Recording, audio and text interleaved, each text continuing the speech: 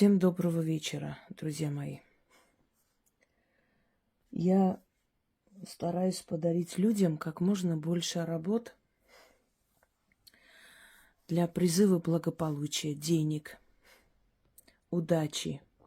Потому что в этом мире, если не все, то очень-очень многое зависит от нашего состояния, от нашего благополучия, от нашей удачи.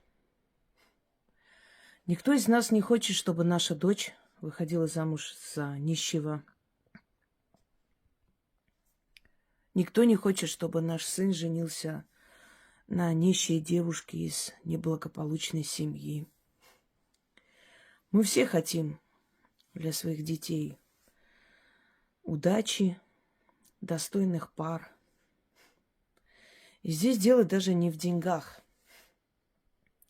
Люди, которые живут в достатке изначально, мы сейчас не говорим о тех, кто в 90-е рэкетом себе заработал имущество. Мы говорим о людях, которые относятся к среднему слою населения. И чаще всего люди, которые более-менее живут достойно, они как раз к этому слою населения относятся. Это основное количество налогоплательщиков. Это основной составляющей благополучия страны, потому что миллиардеров 10%, а то и меньше. А среднеживущих должно быть как минимум, процентов хотя бы 60. Тогда страна считается благополучной. Насколько мы этот рубеж преодолеваем, это уже другой вопрос, но мы понимаем, что если мы берем сноху из благополучной семьи, которые живут в достатке,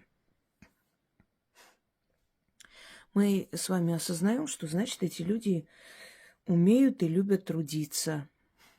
Значит, эта девочка, уже девушка, потом женщина в дальнейшем, тоже будет любить труд. Значит, поможет нашему сыну. Значит, будет ему другом, партнершей, будет в трудную минуту поддерживать, будет знать, как это делать. Это не только из-за денег. Просто люди неправильно понимают. Если в семье одни алкоголики и тунеядцы, то понятное дело, что ребенок, который растет там, один из миллионов случаев, чтобы ребенок из такой семьи понимал, что такое труд. И, по крайней мере, может быть, дедушки, прадедушки, бабушки были нормальные люди, но с родителями не повезло. Так бывает. А если из поколения в поколение это семья абсолютных лодырей, то, конечно, они будут жить впроголодь, они будут жить, перебиваясь с копейки на копейку. И не потому, что мы такие бессердечные твари и не жалеем эту девочку, а потому что мы понимаем, что ей не привили любовь к труду. И будет очень трудно, а порой и невозможно это сделать нам самим. Вот поэтому каждый из нас стремится женить своего сына на достойной девушке из достойной семьи. Достойная семья, мы имеем в виду люди, которые трудятся, которые любят труд, которые созидают, создают, более-менее нормально одеваются, едят непросроченные продукты. Значит, это люди, которые своим трудом создают себе быт. А значит, эта девушка будет знать и любить труд. Да, она станет опорой для нашего сына. Мы не хотим нашу дочь отдавать в нищую, пьющую семью. Никто не хочет. Пусть меня закидают камнями те, кто хочет этого сделать. Никогда в жизни. Мы всегда хотим, чтобы был достаток. Пусть они будут не очень богатые, пусть они будут не олигархи, но они любят труд. Неважно, откуда эти люди живут, в селе, в городе, трудятся, создают. У родителей есть свой дом, есть какой-то участок, есть какая-то прибыль. То есть мы все смотрим на это, и это правильно. Встречают по одежке, не просто так сказано. Если придут к вам люди в старых разорванных шортах на запорожца, навряд ли вы будете очень счастливы, что ваша дочь выходит за них замуж. А если они придут достойно, принесут красивые, дорогие подарки, то есть из уважения к своей будущей невестке, наверное, будете счастливы. Скажете, что, ну, более-менее вы спокойны за своего ребенка, она попадет в хорошую семью, в нормальные руки, где люди трудятся, создают, созидают. Значит, в будущем и ваши внуки будут хорошо жить. Я к чему говорю? К тому, что люди иногда говорят: ой, деньги зло, деньги это ерунда, богатство это фигня, с собой не унесешь. Да, с собой не унесешь. Но одно дело, когда ты уйдешь, и у тебя будут деньги на похороны, и у тебя будет дом, в котором твои дети будут жить, и у тебя будут драгоценности, которые ты оставишь своим детям в наследство. И квартира, и машина будет, еще и имя. А если ты чего-то еще добился, и твой труд еще прокормит поколение твоих детей, это будет замечательно. Ты с собой не унесешь, и никто не должен уносить. Но если ты это все оставишь, значит, тебя будут вспоминать как достойного человека, который прожил не просто так на этой земле. А если, извини меня, у тебя даже на похороны не будет денег, если государство за свой счет тебя должно хоронить, потому что ты ничего за эту жизнь не создал. Мы сейчас не говорим о несчастных случаях, мы сейчас не говорим о войне, о катастрофах, которые резко уничтожают и забирают все, что человек создал. Мы говорим о людях, которые состарились и палец о палец не ударили, чтобы в их жизни был достаток, чтобы их дети одевались и жили не хуже других. Мы об этом говорим. Одно дело, когда женщина имеет свое жилье, карьеру, деньги, и вдруг муж решил, что ему нужна молодая задница, и побежал за этой молодой задницей. Может быть, ей обидно, больно, переживает, плачет, но у него есть свой дом, у него есть деньги, у него есть работа, свое дело. Она понимает, что она не будет голодать. Ну, ее предали, да, но можно пережить. А вот если женщина всю жизнь посвящает мужу, не создает себе ни карьеры, ничего не покупает, все оформлено на него, она растворяется в нем, просто живет ради него. В какой-то момент он: пошла вон отсюда, я там полюбил Марусю. Она моложе, лучше, у нее там, не знаю, 5-й размер. Давай, вот твой чемодан, все записано на меня, деньги мои, машина моя, дом мой, свободно. Куда вы пойдете в 60 лет? На улицу уборщицей работать? Да. Почему? Потому что вы свой достаток не создали.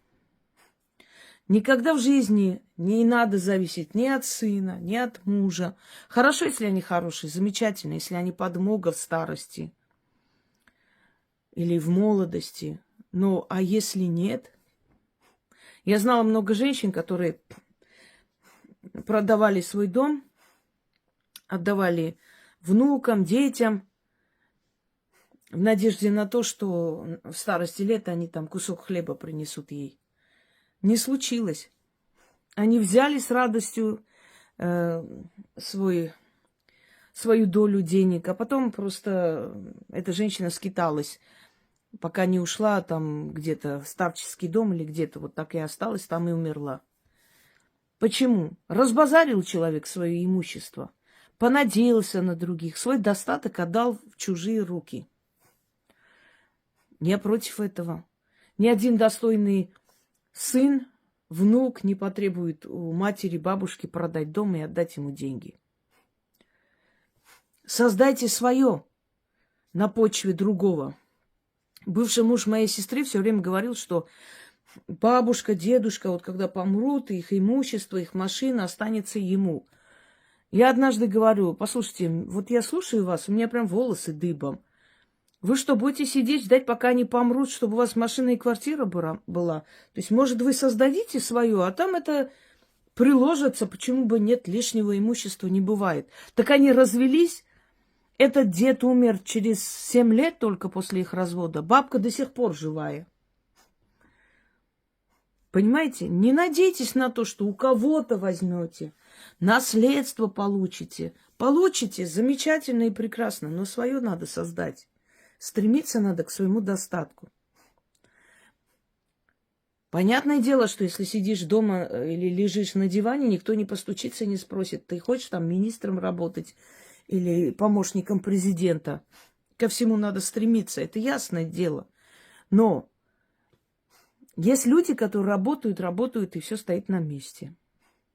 Есть люди, которые сколько получают, столько и тратят. То есть трата равна полученным деньгам.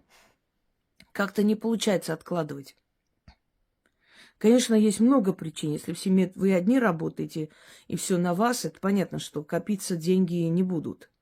Но бывают и такие случаи в жизни, когда стремительно все идет вперед, и человек вдруг создает свое, как будто вырвался и пошел вперед.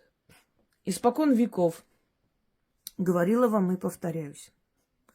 Во все времена, во времена всяких властей, войн, голода, эпидемии и прочее, всегда были люди, которые жили обычной жизнью, жили хорошо. Почему? Потому что они знали определенный секрет, этим пользовались. И это помогало им призывать удачу, сохранять свои жизни, защитить себя от всех невзгод. Называйте это магией, называйте это тайные знания, называйте это обращение к силам, вера в сверхъестественное, в свою судьбу, в удачу, как хотите. Но это было, есть и будет. И вот сейчас своими работами я вам показываю, как это происходит, что у всех все рушится, мир в хаосе, а вы как жили, так и живете лучше всех. И это возможно, и это происходит. Например, люди, которые начинают делать мои работы, они говорят, что, вы знаете, все эти тяжелые годы, вместо того, чтобы в убыток работать, наоборот, у меня все хорошо. Вот вы тот самый человек, который знает эту тайну, и этим пользуется. И не удивляйтесь, что есть люди, которым вы по доброте душевной показываете мой канал, они даже не понимают, что там вообще происходит, заходят раз в 3 года и ноют, и воют, что у них все плохо. Почему? Потому что им не дано понять.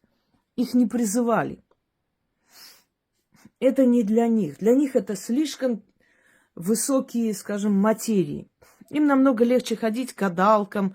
Вот будет, не будет, буду я хорошо жить, встречу я мужчину, который меня содержит. Причем это, как правило, халявщицы, которые всегда ищут какого-то мужика, который решит все их вопросы. Как будто кроме их одного места других не существует, и оно просто золотое. И этот мужик ради этого должен просто не знаю, что делать. Зачем ему это надо, если женщины продажные обходятся намного дешевле и мозги не выносят?